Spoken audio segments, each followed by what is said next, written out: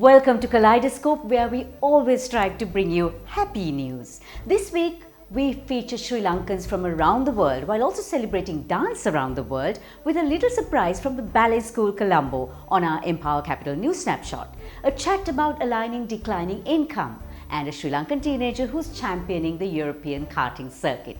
They are on our Empower Capital News Capsule. A Sri Lankan-born Swiss MP whose passion is food waste is on Selling Life Let's Talk, and a designer who plays with stones on Life in 60. On our backdrop is Sri Lanka's Vess, an ancient purification ritual always considered an all-male domain. That is, until Miriam Pieris and painter J.D.A. Pereira's wife, Chandralekha, danced in public in the 1930s in full regalia.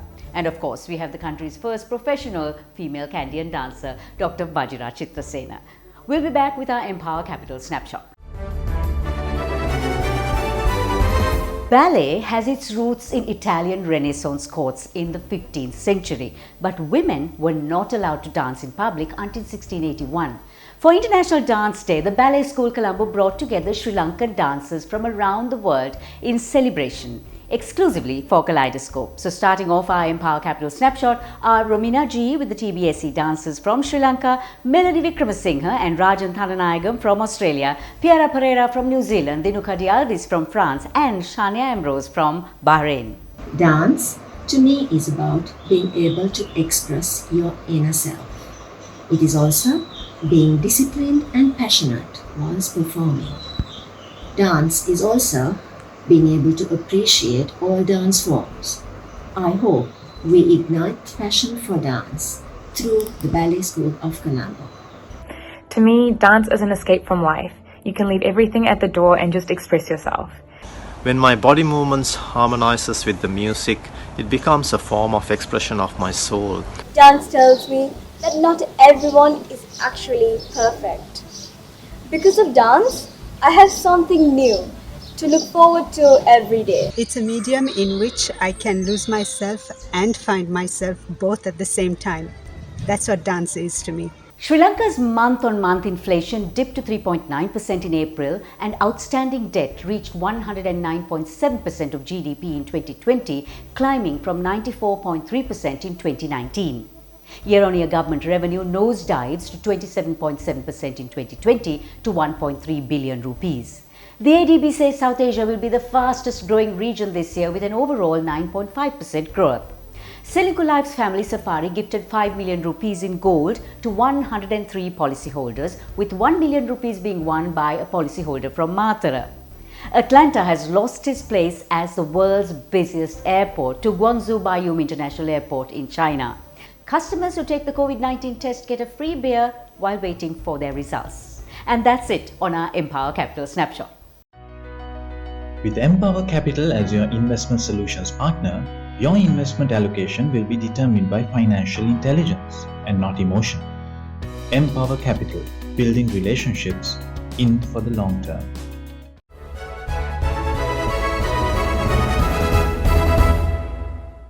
Slow, slow, quick, quick, slow. It's the tango. Originating in the 1800s in the border between Argentina and Uruguay, the longest tango ever danced went on for nearly 2 days, 38 hours and 30 minutes.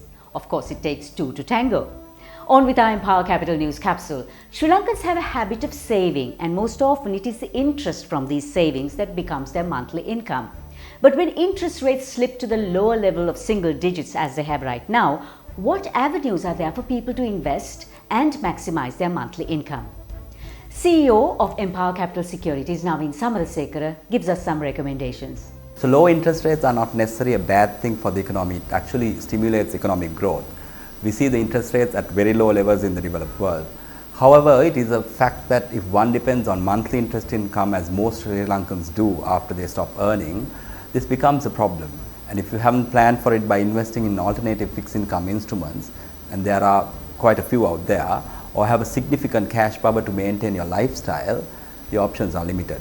Having said that, market rates such as fixed deposit rates are priced based on the government security rates, also called the risk-free rate. This in countries like Sri Lanka move in cycles that are fairly wide.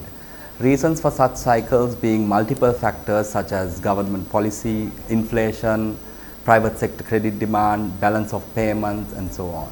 You need to be up to date on these to have an idea where the market rates are heading at any given time. It is important to note that a fixed deposit is not the only option in order to get a decent monthly return. We can have a hybrid structure between money market investments and medium-term corporate debt paper. It may sound a bit complicated, however the process is not, and with some good professional advice you can do this fairly easily. Post-pandemic media consumption patterns are changing. Newspapers and television seem to have lost their appeal. According to the Asia Pacific Institute of Digital Marketing, it is from social media that 87% of Sri Lankans get their news updates. In Sri Lanka, the most popular app is Facebook, with 92% of internet users on it. On average, a smartphone user in Sri Lanka checks his or her phone at least 8 times per hour. And what's the most used messaging app? WhatsApp. The Colombo stock market showed bare signs of recovery this week. The average daily turnover was only 1.8 billion rupees and the ASPI was down by 0.5%. WTI oil remained at one-year highs, trading at $65.50 per barrel.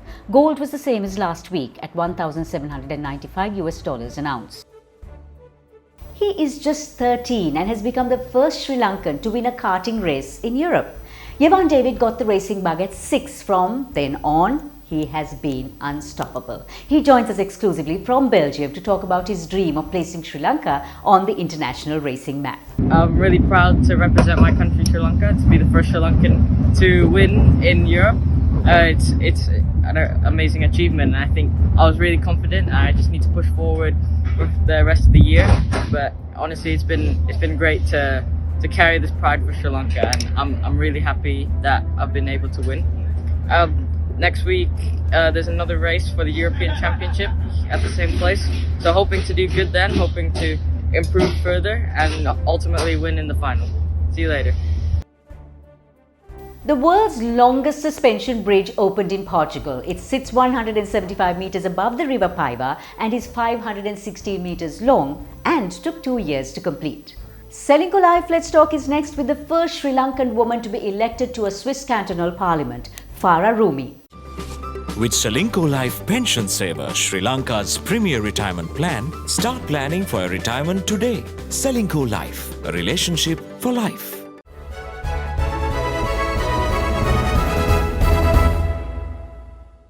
Global food waste is a massive problem. About half of all food produced goes to waste, having a massive impact on economies and also climate change. The FAO estimates food waste costs being about $2.6 trillion annually. Food waste is also responsible for 8% of greenhouse gases.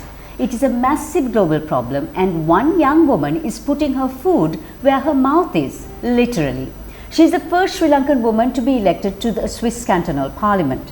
Farah Rumi was born to Sri Lankan parents who migrated to Switzerland when she was 6. She went to the Bishop's College kindergarten and fast forward, got her bachelor's in nursing and master's in healthcare management in Switzerland. Farah is a registered nurse in general and visceral surgery and a board member of the Swiss Nursing Association. She is now a healthcare consultant for invasive cardiology and conversant in 6 languages including Sinhala and Tamil. With a passion for intergenerational projects, food waste came on her radar and she founded Restus Bar.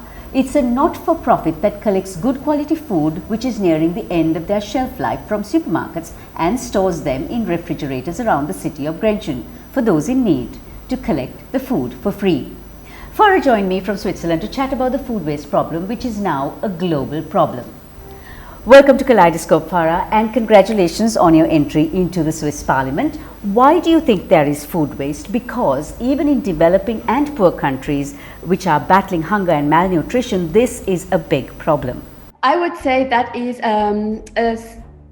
a social problem which we have nowadays, because nowadays a lot of people, we are used to have a lot. We are used to have everything what we need, we get as soon as we go to the store, that's what we get. So I think we are the generation is I wouldn't say it's a generation thing, but I think it's completely a social thing that we have too much and that is and sometimes I don't know, I would say it's like something we don't cherish enough. I think we need to learn to buy smart, to cook smart, and to eat smart, and that is what we should do. And what I was also planning to do is to make a website or just make on Facebook to make recipes out of food waste. So since we are saving food from all the stores, and that people who come and collect their food from us, that they send us recipes what they do with those food. So that would make other people come to us and say, hey, I want to save food as well. Italy, for instance, has laws in place to tackle food waste. Would it help to have laws in place for this thing? I'm not really a fan of banning and fines, because I think that once you do that, you get a lot of resistance from the community. So once people, they need education. And I think that's a big part of people who are not educated about food waste, what that does to our whole planet. And we need to start there, and then before we start with banning and rules. Does fast food and junk food add to the problem of food waste? Well, I would say yes, definitely, because fast food and junk food, they like when we go to a McDonald's, we can see how much food is being thrown away. So that is definitely, and you get food for quite a low price. It doesn't mean that it's quality, from the quality it is good, but you get food for quite there's nothing what we pay actually if you want to buy a fresh vegetable. So I think a lot of people, they tend to just quickly go there, buy their food, and because it's that less amount, you tend to like not cherish the food you get. You tend to throw it away if it's just, oh, it's just chips, it's just a 10 left, let me just throw it away, I can't eat it anymore. So I think that is, especially with the youth who is like only into, or more or less into having eating fast food, I think that's quite something that adds to it. Yes, I would say definitely. Has the pandemic added to the challenges of food waste, the problems that come with it? Has definitely added a problem of food waste, because we have a lot of people who hardly go out.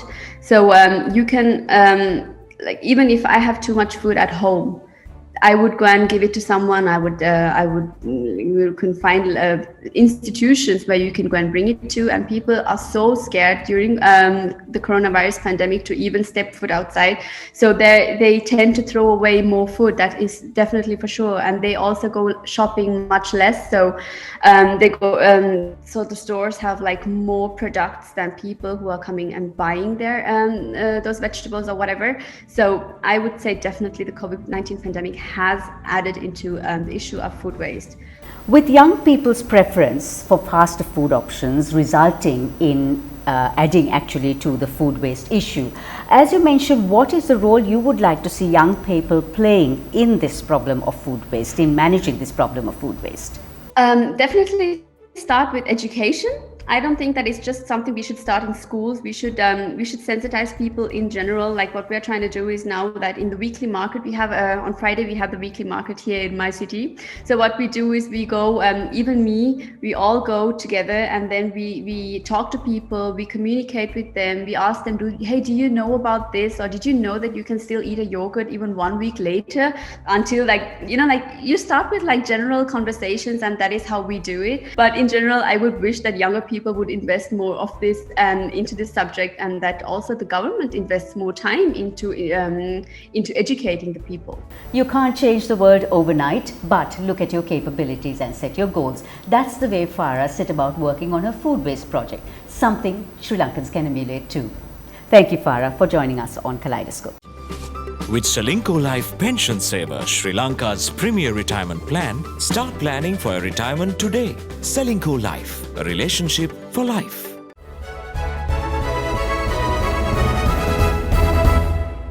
In these times of strife and division, dance may well prove to be the panacea for us all. Take a leaf from Spain's flamenco, believed to have originated in Andalusia, celebrating the coexistence of gypsies, immigrants, Jews, Muslims and the local people, harmoniously mixing races, cultures and lifestyles. On Life in 60 today, we have a woman who plays with stones. Shyam Hettiarachchi gets stones, good-looking ones at that, from all over the world and then places them in some spectacular settings for her one-of-a-kind pieces. I was a little girl once upon a time, and during that time my parents used to export gems, and I was too young to sit at the table and weigh the stones and catalogue them. So my job was sitting on the floor and making sure that no stones had been lost. But then I graduated to the table, And my dad was actually, and my parents were my gurus when it came to understanding gems and their facets. So I use sterling silver as the base, and I insist on using very high quality silver because I don't, personally I don't like to plate the metal. I also mix a little bit of brass into it for that sense of adventure. I shy away from copper because I notice that people tend to get this unsightly bit of green on their skin. I use semi-precious stones, I use precious stones, I like the uncut, and I like the oblong shapes. There are times that I've actually broken a stone to get more angles and more dimensions of a stone and to get the colors out better. Shyam, that was just too beautiful to take in all at once. Pure Passion Jewellery by Shyam Hettiarachchi on Life in 60. Time to bid adieu, but before that, do keep watching us and tell us how we are doing. Follow us on FB and Instagram and subscribe to our YouTube channel, Kaleidoscope with Savitri Rodrigo, and stay updated. We're looking at bleak times ahead with COVID numbers on the rise. Please wear your mask, avoid crowded places, and keep sanitizing. I use Amami hand sanitizer very often. Those handy sizes are great to keep everywhere, at home or office. Wishing you a very safe week ahead, here's our Kaleidoscope takeaway. Every day may not be good, but there's something good in every day.